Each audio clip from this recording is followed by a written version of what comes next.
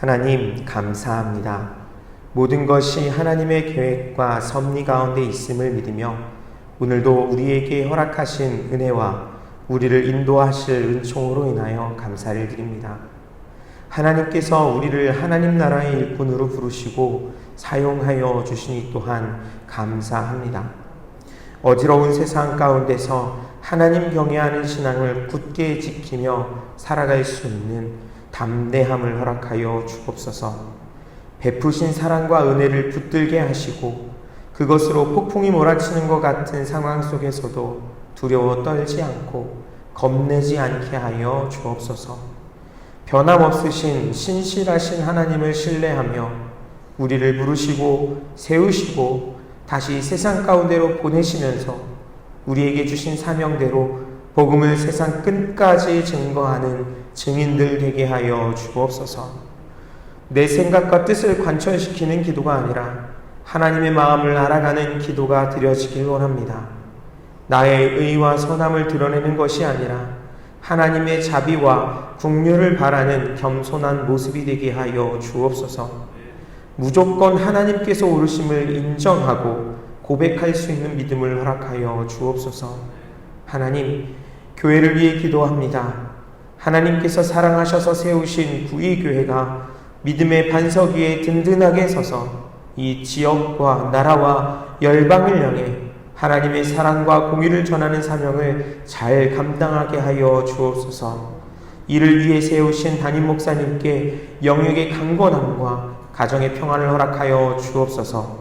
모든 목회의 일정과 계획 가운데 에베네셀, 임마누엘, 여호와일의 복으로 충만하게 하여 주옵소서. 여러 교역자들에게도 지혜와 은혜를 더하여 주옵소서. 교회의 중직들을 위해 기도합니다. 장로님과 안수집사님, 권사님들 가운데 함께 하셔서 하나님의 마음을 시원케 하는 얼음냉수와 같은 충성된 일꾼들 되게 하시고 그 가정과 생업과 자녀손들 가운데 형통의 복을 더하여 주옵소서. 당회를 비롯한 기관과 부서가 합력하여 선을 이루게 하셔서 그리스도의 몸된 교회를 아름답게 세워갈 수 있는 지혜와 능력을 더하여 주옵소서. 미래준비국을 위해서 기도합니다. 우리 교회와 이 나라의 믿음의 다음 세대들이 오니 이 귀한 생명들을 믿음으로 양육할 수 있는 능력을 우리 모두에게 허락하여 주옵소서. 특별히 오늘부터 시작되는 유년부와 소년부의 여름 성경학교 가운데 함께 하셔서 하나님과 만나고 성령 안에 하나 되는 귀한 천국잔치가 되도록 환경과 물질과 안전, 건강, 평안, 형통함으로 채워 주옵소서. 교역자와 교사 섬기시는 모든 손길에 하나님께서 복의 복을 더하여 주옵소서. 환우들을 위해 기도합니다. 육신의 질병으로 고통 가운데 있는 모든 이들에게 찾아가 주셔서 치료하시고 회복시켜 주옵소서. 옆에서 간호하며 지켜보는 가족들의 마음을 위로하여 주옵소서. 마음의 상처와 실망, 낙심 가운데 있고 또한 내 뜻대로 할 수 없는 감정과 상황 때문에 힘들어하는 이들에게 하나님께서 붙드시고 주관하심을 경험케 하여 주옵소서. 전쟁과 기근, 억압과 질병, 기아 가운데 처한 사람들도 있습니다. 또한 이 땅에 많은 비로 피해를 입고 슬픔과 탄식 가운데 있는 이들도 있습니다. 어려움 가운데 있는 모든 이들을 위로하시고 우는 자들과 함께 올 수 있는 긍휼의 마음을 우리 또한 갖게 하여 주시며 이들을 도울 수 있는 지혜도 주옵소서. 오늘도 주님 앞에 나오며 1000번째 예물을 주님께 드리며 또한 감사의 손길을 주님 앞에 드리는 귀한 헌금이 있습니다. 끊이지 않고 예배하며 또한 감사한 마음으로 드리는 이 귀한 헌금을 받아주시고 그 간절한 소원도 주님 들으시고 응답하여 주옵소서. 이제 말씀 앞으로 나아갑니다. 우리의 마음을 감동케 하사 말씀이 우리의 눈과 귀와 마음과 생각에 새겨지게 하시고 오늘 하루 우리에게 힘이 되고 능력이 되게 하여 주옵소서. 그렇게 인도하실 성령 하나님을 기대하오며 예수 그리스도의 이름으로 기도드립니다. 아멘. 하나님의 말씀은 구약성경 예레미야 10장 17절로 25절까지 말씀입니다. 구약 1067쪽에 나와 있습니다. 예레미야 10장 17절로 25절까지 말씀 함께 봉독하시겠습니다. 에워싸인 가운데 앉은 자여, 내 짐꾸러미를 이 땅에서 꾸리라. 여호와께서 이와 같이 말씀하시되, 보라, 내가 이 땅에 사는 자를 이번에는 내던질 것이라. 그들을 괴롭게 하여 깨닫게 하리라 하셨느니라. 슬프다 내 상처여, 내가 중상을 당하였도다. 그러나 내가 말하노라, 이는 참으로 고난이라. 내가 참아야 하리로다. 내 장막이 무너지고 나의 모든 줄이 끊어졌으며 내 자녀가 나를 떠나가고 있지 아니하니 내 장막을 세울 자와 내 휘장을 칠 자가 다시 없도다. 목자들은 어리석어 여호와를 찾지 아니하므로 형통하지 못하며 그 모든 양떼는 흩쳐졌도다. 들을지어다 북방에서부터 크게 떠드는 소리가 들리니 유다 성읍들을 황폐하게 하여 승량의 거처가 되게 하리로다. 여호와여, 내가 알고니와 사람의 길이 자신에게 있지 아니하니 걸음을 지도함이 걷는 자에게 있지 아니하니이다. 여호와여, 나를 징계하옵시되 너그러이 하시고 진노로 하지 마옵소서. 주께서 내가 없어지게 하실까 두려워하나이다. 주를 알지 못하는 이방 사람들과 주의 이름으로 기도하지 아니하는 족속들에게 주의 분노를 부으소서. 그들은 야곱을 씹어 삼켜 멸하고 그의 거처를 황폐하게 하였나이다 하니라. 아멘. 하나님의 말씀이 이루어지는 것을 막을 수 있는 사람이 있을까요? 우리가 잘 아는 로마서 8장에서는 그 무엇도 우리를 하나님의 사랑에서 끊어낼 수 없다고 말씀하고 있죠. 하나님께서 작정하신 일을 막을 수 있는 사람이든 존재이든 있을 수 없다라는 것입니다. 하나님께서는 결코 실수하지 않으십니다. 이 세상의 그 어떤 것도 중요한 일들뿐만 아니라 아주 작고 사소한 일들조차도, 그래서 예수님은 들에 핀 꽃 한 송이도 하늘의 새 한 마리도 모두 하나님의 섭리 안에 있음을 우리에게 분명히 말씀해 주고 계십니다. 그리고 이것은 좋은 일뿐만 아니라 우리가 부담스러워하고 피하고 싶어하는 일들도 마찬가지입니다. 예레미야 선지자는 계속해서 하나님께서 유다를 심판하실 것에 대해서 선포하며 예언하고 있습니다. 이러한 하나님의 계획을 멈출 수 있는 존재는 아무도 없다라는 것이지요. 그렇기에 선지자는 17절에서 이렇게 명령하고 있습니다. 애워싸인 가운데 앉은 자여, 내 짐꾸러미를 이 땅에서 꾸리라. 애워싸운 데 앉은 자는 지금 예루살렘 성 그 안에 머물고 있는 사람들의 상황과 처지를 잘 보여주고 있습니다.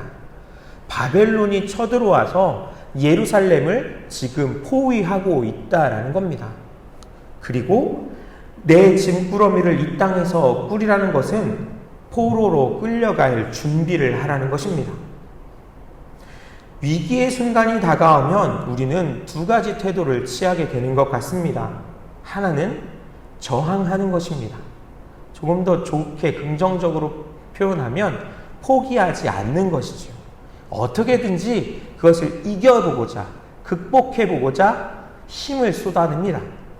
그리고 그 가운데 우리가 쏟는 힘 중에는 하나님을 의지하는 것도 있습니다.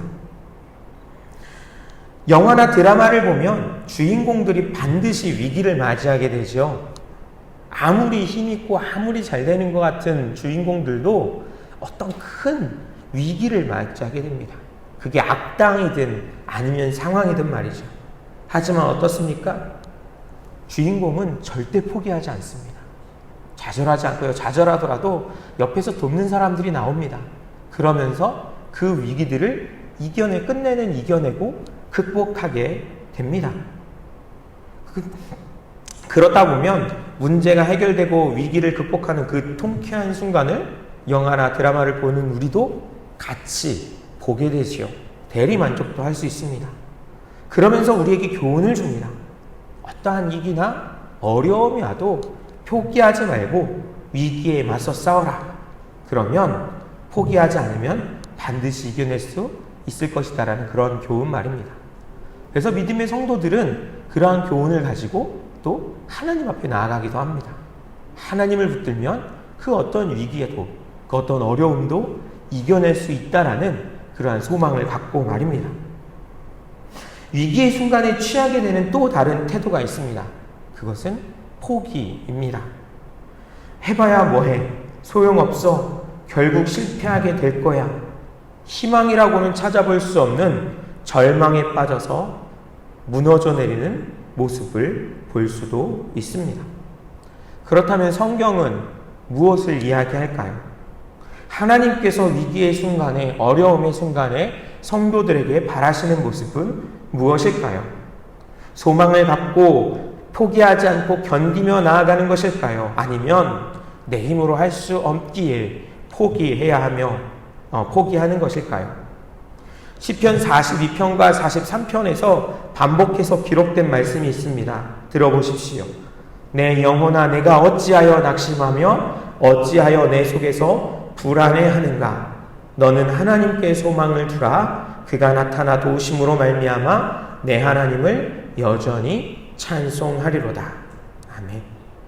하나님께서 반드시 함께 하시며 도우실 것이니 하나님을 믿는 성도는 하나님께 소망을 두어야 한다라는 것입니다. 그러니 실망하거나 좌절하거나 불안해하거나 절망하여 포기하지 말라고 시편 기자는 이야기하고 있습니다.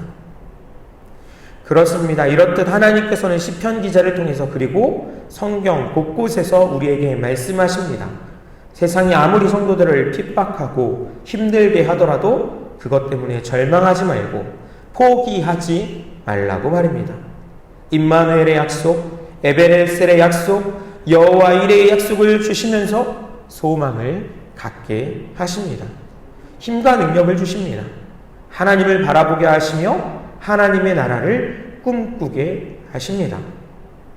비록 이 땅 가운데서는 힘들고 어려움이 있을 수 있겠지만 저 하나님 나라에서는 절망도 슬픔도 괴로움도 아픔도 눈물도 고통도 없을 것이기에 거기에 소망을 두고 살아갈 것을 말씀하십니다. 그런데 오늘 예레미야 선지자는 어떻습니까? 예레미야 선지자를 통해서 선포되는 말씀에는 소망이, 희망이 보이지 않습니다. 하나님의 심판이 선포되었지요. 그 심판은 반드시 이루어질 것입니다.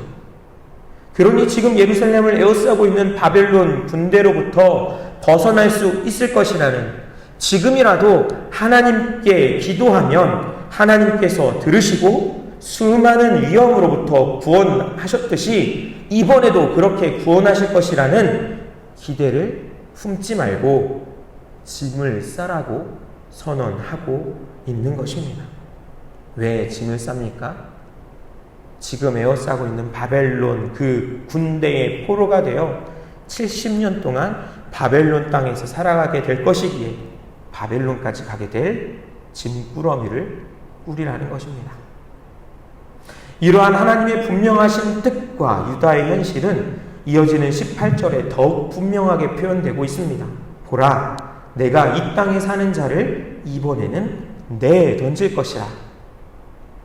이전까지는 이스라엘과 유다를 위험과 위기에서 구원하여 주셨다면 이번에는 그렇게 하지 않으시겠다라고 합니다. 구원하신 대신 그들을 내던지실 것입니다. 이것은 유다를 향한 심판이 결코 가벼운 것이 아님을 알려주는 표현입니다. 마치 전투에 나선 군사들이 인정사정 없이 적군을 향해 돌을 내던지듯 하나님께서 그렇게 유다 백성들을 심판을 향해 내던져버리실 것이라는 말씀인 것입니다. 하나님께서 이스라엘을 이 땅에 심으셨습니다. 지금 이스라엘이 살아가고 있는 이 가나안 땅을 애굽에서 구원하셔서 인도하셨고 정착하게 하셨습니다. 하늘에 있는 영원한 하나님의 나라가 이 땅 가운데 펼쳐질 수 있는 가능성을 이 이스라엘을 통해서, 이스라엘이 얻고 정착하며 살아가는 이 가나안 땅을 통해서 맛보고 볼 수 있도록 그렇게 허락해 주셨습니다. 그런데 이제는 그들을 다시 던져버리십니다. 어떻게 이럴 수 있을까요? 그들이 하나님의 사랑을 망각했고 잊어버렸고 하나님께서 주신 하나님 나라 백성으로서의 소명을 배반했기 때문입니다. 하나님께서 이렇듯 작정하시면 하나님 없이 쌓아올린 모든 것이 무너지고 모든 것을 내버려두고 도망하듯 떠날 수밖에 없는 것입니다. 사랑하는 여러분, 우리 역시 그런 인생이 되어서는 안 되겠죠. 우리의 인생이, 우리의 상황이 그러한 지경으로 만들어서는 안 될 것입니다. 그래서 19절부터는 이러한 상황을 지켜보는 또한 하나님으로부터 들은 예레미야 선지자의 슬픔의 고백이 이어집니다. 예루살렘의 참상을 나의 일로 여기면서 슬퍼합니다. 사실 예레미야 선지자를 비롯해서 하나님을 따르는 성도들에게는 어떻게 보면 참 답답하고 억울할 수 있는 상황입니다. 다른 사람들은 몰라도요, 적어도 지금 예레미야 선지자 같은 경우는요, 하나님의 말씀에 순종했습니다.